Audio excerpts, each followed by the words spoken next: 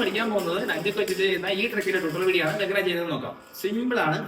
നഞ്ചൊക്കെ എടുക്കുക, നഞ്ചക്കിന്റെ ഇതുപോലെ പിടിക്കുക. അപ്പം എന്റെ ഇടത് കൈ മുകളിലും ഈ താഴെയുള്ള ഭാഗത്ത് വലത് കൈ പിടിക്കുക. അതിനെന്ത് ചെയ്യുക, ഈ റൊട്ടേഷൻ, അതായത് ഇടത് കൈ കൊണ്ട് വലത് സൈഡിലോട്ടുള്ള ഈ റൊട്ടേഷൻ എന്ത് ചെയ്യും, കൈയുടെ ഈ ഭാഗത്ത് റൊട്ടേഷൻ വരും, ഇതുപോലെ വരും. ഈ ക്യാച്ചും പഠിക്കുക, അതായത് എന്റെ ഇടത് വശത്ത് നിന്ന് വലത് വശത്തേക്ക് കൈയുടെ മുകളിൽ കൂടെ റൊട്ടേറ്റ് ചെയ്ത് ക്യാച്ച് ചെയ്യുക. ക്യാച്ച് ചെയ്യണ ഏത് ഭാഗം, എന്റെ ഇടത് കൈയിരിക്കുന്ന ഭാഗമാണ് വലത് കൈ ക്യാച്ച് ചെയ്യേണ്ടത്. അപ്പൊ ഇതവർക്ക് വരും.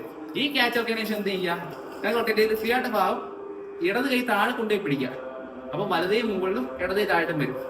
നമ്മൾ ഇങ്ങനെ റൊട്ടേഷൻ ഇങ്ങനെ ക്യാച്ച് ചെയ്യുക. ക്യാച്ച് ചെയ്യുമ്പോൾ എന്ത് പറ്റും, വലത് കൈ മുകളിലും ഇടത് കൈ താഴെയും വരും.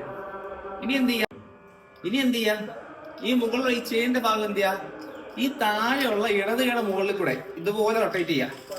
എന്ത് ചെയ്യുക, ഇടത് കൈ കൊണ്ട് ക്യാച്ച് ചെയ്യുക. നോക്കിക്കോ, ഇപ്പൊ വലത് കൈ മുകളിലും ഇടത് കൈ താഴെയാണ്.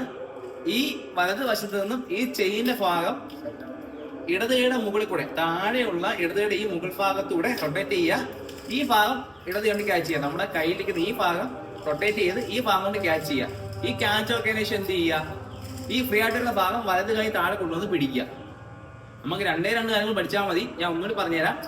ആദ്യം നിങ്ങൾ ഇടത് കൈ മുകളിൽ കൊണ്ടുപോവുക, വലത് കൈ താഴെ കൊണ്ടുപോവുക.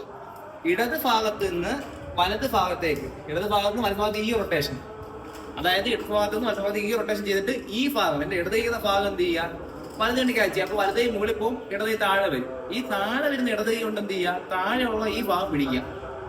അതാണ് ആദ്യം പഠിക്കേണ്ട റൊട്ടേഷൻ.